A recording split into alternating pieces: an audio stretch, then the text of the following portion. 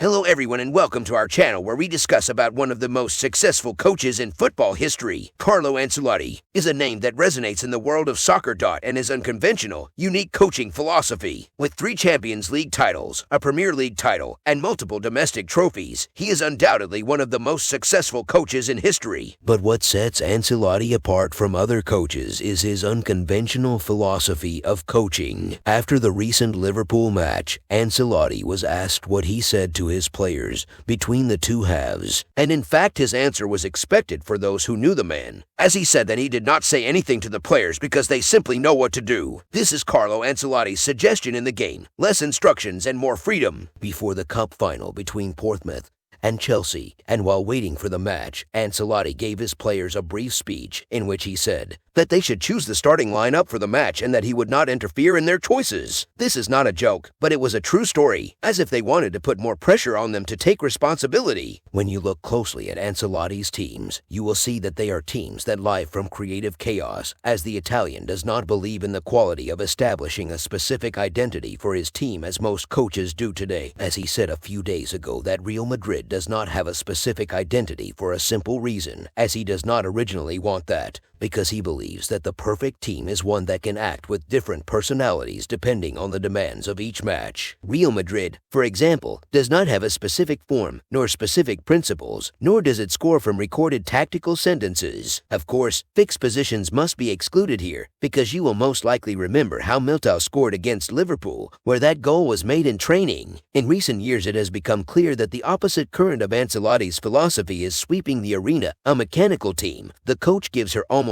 all the answers: when to attack, how to attack, and where to attack. Everything is written on the board. Massimiliano Allegri calls them temporary fashion coaches, as he sees that they are fleeting in the near urgent. Of course, this hadith should not be taken seriously, because history refutes it. Ideas recede, but they do not die, as they return again, albeit in a new form. Ancelotti's group sees the game from a different position, as it believes absolutely in the player's intuition at the expense of the coach's recommendations. Instinct is higher than proactive information. They believe that what happened in recent years was a major reason for the disappearance of creativity from the game, as Fabregas says, that his best football moments were with those coaches who gave him more freedom, because we see the players as implementing tools, employees, and not creative people. Or in another context, Pablo Aimer tries to convey the idea in his own way, saying, "I know positional play very well. I understand what offensive spaces are, but a good coach is the one who gives more importance to human creativity. In front of low defenses, for example, the player's imagination will remain more important than the plans of all coaches." As Oscar Cano said, "Today's coaches know everything about the game, about its plans and methods, but no one knows anything about the player himself. The latter calls himself a remorseful father. All these differences are healthy. In the end, they do not produce war or violence. They are the spirit of the game, which is based on the fact that everything is real as long as it has an opposite. Each of us has his own cognitive biases, his own taste, but the playing field is enough to contain everything." Carlo Ancelotti's philosophy of coaching may be unconventional, but it has proved to be highly effective, earning him a place in the pantheon of great soccer coaches.